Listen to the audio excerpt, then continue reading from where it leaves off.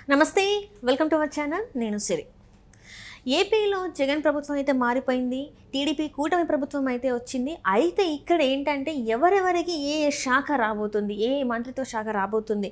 అయితే ఇప్పుడు ప్రముఖంగా వినిపిస్తుంది ఏంటంటే హోమ్ మినిస్టర్ పదవి అనేది నారా లోకేష్ గారికి దక్కబోతుంది అన్నట్టు మరి వార్తలు వస్తున్నాయి. ఇందులో ఎంతవరకు వాస్తవం ఉంది ఏంటనేది మనకి వివరించడానికి మనతో పాటు ఉన్నారు ప్రముఖ రాజకీయ విశ్లేషకులు కేవీవి ప్రసాద్ గారు. నమస్కారం సార్. నమస్తే అమ్మా. సార్, ఇప్పుడు చూస్తుంటే టీడీపీ కూటమి అయితే మనకి ఇప్పుడు ప్రభుత్వం వచ్చేసింది, ఏర్పడింది. ఈ ఏర్పడిన తర్వాత చాలామందికి ఏంటంటే మంత్రిత్వ శాఖలు ఎవరెవరికి ఏ శాఖ వస్తుంది ఏంటి అనేది బాగా సోషల్ మీడియాలో ట్రెండ్ అయిపోయింది. ఇందులో ఏంటంటే లోకేష్ గారికి హోమ్ మినిస్టర్ అనేది కూడా మనకి బాగా సోషల్ మీడియాలో వైరల్ అవుతుంది. ఇందులో ఎంతవరకు వాస్తవం ఉందంటారు?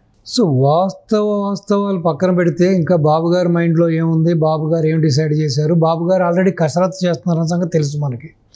సో కానీ లోకేష్ బాబు ద వే అంటే ఈ యొక్క దుర్మార్గు పాలనలో లోకేష్ బాబుని బాడీ షేమింగ్ చేశారు. ప్రతి అడ్డమైన విధవ, ఈవెన్ ఆయనకున్న క్వాలిఫికేషన్లో ఆయన అంత గొప్ప అమెరికాలో అటువంటి విద్య చదువుకుని వచ్చిన వ్యక్తిని కూడా ఏ విధంగా బాడీ షేమింగ్ చేశారో మనం చూసాం కాబట్టి. సో నేను ప్రత్యక్షంగా చాలాసార్లు మీట్ అయ్యాను, మాట్లాడాను కూడా. సో ఆయనకున్న విజన్ కానీ ఆయనకున్న తెలివితేటలు కానీ ఎవ్వరికీ లేవు. కేవలం ఏంటంటే ఒక ఇన్ఎఫిషియెంటీ, ఒక అర్హత లేనివాడు, ఒక కనీసం అవగాహన లేనివాడు, ఒక వ్యక్తి స్థాయికి చేరలేనివాడు మాట్లాడే మాటలే ఈ మాటలు. బాడీ షేమింగ్ చేయడం కానీ, లేకపోతే ఒక మంచి ఉన్నతమైన చదువులు చదివిన వాడిని పప్పు అంటాం, ఇది అంటాం కూడా. ఆయన డెఫినెట్గా పుష్పాలో చెప్పినట్టుగా ఆయన ఫైర్, ఆయన నిప్పు, లోకేష్ బాబు నిప్పు. రెండోది ఏంటంటే సాధారణంగా మనకు తెలుగులో ఒక నానుడి చెబుతాడు, పండిత పుత్ర పరమ సుంట అంటారు. ఈ విషయంలో మాత్రం పరమశ్రేష్ఠుడు ఆయన. ఎందుకంటే చంద్రబాబు నాయుడు గారి పుత్రుడు ది బెస్ట్. ఏంటంటే ఆయన అసలు ఎంత, ఇప్పుడు చూశారు కదా బాడీ షేమింగ్ చేస్తే ఏ విధంగా బాడీ మార్చుకున్నాడు ఆయన చూశారు మీరు. అదేవిధంగా బికాజ్ చిన్నప్పటి నుంచి ఇంగ్లీష్ మీడియము ప్లస్ అమెరికాలో చదువులు, అమెరికాలో ఉద్యోగం చేశాడు కాబట్టి సో తెలుగు మీద కాస్త పట్టు తక్కువ ఉంటుంది కాబట్టి ఈ రోజున తెలుగు ఏ విధంగా మాట్లాడతాడు. ఒక విధంగా చెప్పాలంటే వీళ్ళు అంటే సుత్తి తీసుకుని ఏ విధంగా అవుతే మన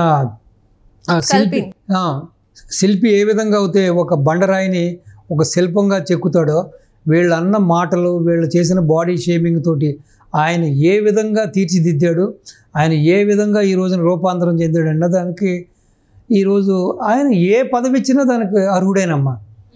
ఆయన ఈ రోజున అంటే నేను క్లీన్గా అబ్జర్వ్ చేస్తున్నాను ఫ్రమ్ ద బిగినింగ్ని లోకేష్ బాబుని. ఆయన అసలు ఏ విధంగా రూపాంతరం చెందినాడో చూస్తే నాకే ఆశ్చర్యం వేస్తుంది. సో మీరు ఐటీ ఇచ్చినా, పురపాలక ఇచ్చినా, ఫైనాన్స్ ఇచ్చినా, లేకపోతే యూ కాల్ ఎనీ పోర్ట్ఫోలియో, డెఫినెట్గా ఆయన ఘనాపాటి, ఆయన సమర్థుడు. ఎస్పెషల్లీ మీరు చెప్పినట్టుగా నిజంగా హోమ్ ఇస్తే ద ఫస్ట్ పర్సన్ నేను చాలా హ్యాపీగా ఫీల్ అవుతా. ఎందుకంటే ఆయన దగ్గర ఒక రెడ్ బుక్ ఉంది, మీరు చూశారు. అవును సార్. రెడ్ బుక్లో ఈ యొక్క వైసీపీ నాయకులు కానీ కొంతమంది అధికారులు, ఐఏఎస్లు, ఐపీఎస్లు, కింద స్థాయి అధికారులు చేసిన ఓవర్ యాక్షన్స్ కానీ, వాళ్ళ రూల్స్ అతిక్రమించి చేసి ప్రజలను ఏ విధంగా ఇబ్బంది పెట్టారు, నాయకులను ఏ విధంగా ఇబ్బంది పెట్టారు, ఇంక్లూడింగ్ బాబు గారిని ఏ విధంగా జైలు పాలు చేశారు, ఈ విధంగా చెప్పుకుంటా పోతే ఇవన్నీ కూడా ఆయన దగ్గర ఉన్నాయి. కాబట్టి ఆయన దగ్గర రెడ్ బుక్ ఉంటే, ఆయన దగ్గర ఆ శాఖ ఉంటే సో డెఫినెట్గా ఆ శాఖకు వన్నీ తీసుకొస్తాడు ఆయన. ప్లస్ ప్రజలకి, ఈ నాయకులకి, ఆయనకి జరిగిన అన్యాయానికి, తండ్రికి జరిగిన అన్యాయానికి అన్నిట్లు కూడా పూర్తిగా న్యాయం చేకూరుతుంది అనేది నా అభిప్రాయం అమ్మ. సో డెఫినెట్గా ఆ శాఖ ఆయనకి ఇస్తే సో చాలా సంతోషిస్తాను నేను. ఎందుకంటే ఆయనకు ఆల్రెడీ అవగాహన ఉంది కాబట్టి ఎవడెవడు ఏంటి అన్నది ఆయన దగ్గర మొత్తం రికార్డు, చిత్రగుప్తుడి చిట్కా ఉన్నట్టుగా ఈయన దగ్గర మొత్తం ఆ చిట్కా ఉంది కాబట్టి సో డెఫినెట్గా సో నేను ఐ విల్ హ్యాపీ. సో డెఫినెట్గా అదేమి ఆయనకేమి భారం కాదు, బాధ కాదు. డెఫినెట్గా ఆయన దాన్ని సమర్థవంతంగా చేస్తాడు. ఇక్కడ చూస్తున్నట్టయితే టీడీపీ కూటమిలో ఎంతో మంది సీనియర్ నాయకులు ఉన్నారు కదా సార్. సో సీనియర్ నాయకులని కాదని మరి లోకేష్కి ఇచ్చే అవకాశం ఉందంటారా? నేనేం చెబుతానంటే అమ్మా, కొన్ని విషయాల్లో సీనియారిటీని పక్కన పెట్టండి. సీనియారిటీ కన్నా సమర్థుడా కాదా, ఎంత అగ్రెసివ్గా ఉన్నాడు, ఎంత దాన్ని ప్రోగ్రెసివ్గా ఉన్నాడు, సో ఆ శాఖ మీద పట్టు సాధించి ఏ విధంగా పరిపాలన సాగిస్తాడు, ఏ విధంగా శాంతి భద్రతలను కాపాడుతాడు, ఏ విధంగా అయితే మళ్ళీ రాష్ట్రంలో రామరాజ్యాన్ని స్థాపన చేస్తాడు, ఈ ముష్కర్లు ఎవరైతే ఉన్నారో ఈ యొక్క ఎవరైతే ఈ కేడీలు రౌడీలు ఈ ఫ్యాక్షనిస్టులు లోఫర్లు లుచ్చాలు వీళ్ళందరికీ గుణపాఠం నేర్పిస్తాడు. అటువంటి వాడికి ఇవ్వడం తప్పులేదు. అక్కడ సీనియారిటీ చూడకూడదు. ఎందుకంటే ఆల్రెడీ వీళ్ళంతా కూడా ఓ పక్కన మద్యం మాఫియా, ఓ పక్కన గంజాయి మాఫియా, ఓ పక్కన డ్రగ్ మాఫియా, ఈ విధంగా రాష్ట్రంలో శాంతి భద్రతలు పూర్తిగా క్షీణించాయి. ప్లస్ డ్రగ్ మాఫియా విస్తరించిపోయింది. సో వీటిలన్నింటినీ కూడా ఉక్కుపాదంతో అణిచేయాలంటే ఇటువంటి యువకుడు ఆ యొక్క ఏదైతే అగ్రెసివ్ నేచర్ ఉందో ఇటువంటి లోకేష్ బాబుకి అది కరెక్ట్గా యాప్ట్ అవుతుంది.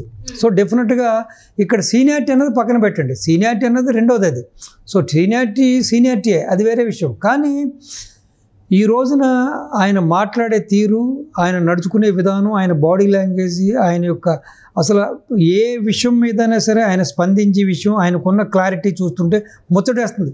ఈవెన్ కొంతమంది సీనియర్స్ ఇప్పటికూ కూడా పేపర్ లేకుండా మాట్లాడలేరు, లేకపోతే ప్రాంప్టింగ్ లేకపోతే మాట్లాడలేరు, పక్కనున్న పిఏ చెవిలో చెప్తుంటే కానీ అక్కడ చెప్పలేని పరిస్థితి ఉన్నది ఈ రోజుకు ఉంది. మీరు అది 40 years ఇండస్ట్రీ అయినా, 30 years ఇండస్ట్రీ అయినా, 20 years ఇండస్ట్రీ అయినా, కానీ ఆ పట్టుదలగా కసిగా తను ఏ విధంగా అయితే ఈ రోజున రూపాంతరం చెందాడు కాబట్టి ఆయనకి ఈ పోర్ట్ఫోలియో ఆ పోర్ట్ఫోలియో లేదు. ఎస్పెషల్లీ ఆయన ప్రతి మీటింగ్లోనూ నేను న్యాయం చేస్తాను, వీళ్ళని తోలు తీస్తాను, వీళ్ళని బుద్ధి చెబుతాను అని చెప్పాడు. కాబట్టి నాకైతే ఎందుకో ఆ పదవికి పూర్తిగా ఆయనే అర్హుడు, ఆ పదవికి ఆయనే న్యాయం చేస్తాడని అనిపిస్తుందమ్మా. అంటే ఇప్పటివరకు చూసుకున్నట్టయితే సార్ చాలామంది ఇప్పుడు కూటమి మెయిన్గా చూస్తే ఇప్పుడు టీడీపీ పార్టీ ఒకటే కాకుండా జనసేన పార్టీ ఉంది, బీజేపీ పార్టీ ఉంది.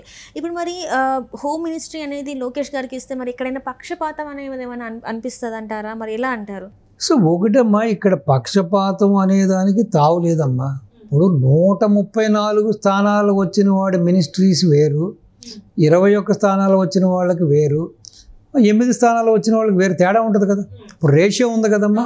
సో అదేవిధంగా ఏంటంటే ఇప్పుడు ఫుల్ మెజారిటీ ఉన్నది టీడీపీ గవర్నమెంట్.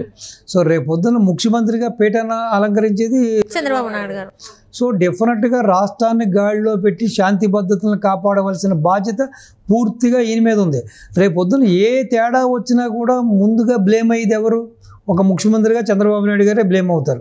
ఇటు పవన్ కళ్యాణ్ గారికో వేరే బీజేపీ వాళ్ళకో వేరే నాయకులకు బ్లేమ్ రాదు. ఎందుకంటే అధినేత ఆయన కాబట్టి, రాష్ట్ర అధినేత ఆయన కాబట్టి. సో డెఫినెట్గా కొన్ని చాయిసెస్, కొన్ని ప్రయారిటీస్ అయితే డెఫినెట్గా టీడీపీకే ఉంటాయి. కాబట్టి ఇక్కడ పక్షపాత ధోరణినో లేకపోతే వాళ్ళు వేరే విధంగా అన్వయించుకోవడానికో లేకపోతే అపోహపడడానికో ఛాన్స్ లేదమ్మా. ఇక్కడ మనకు కావాల్సింది ఏంటి?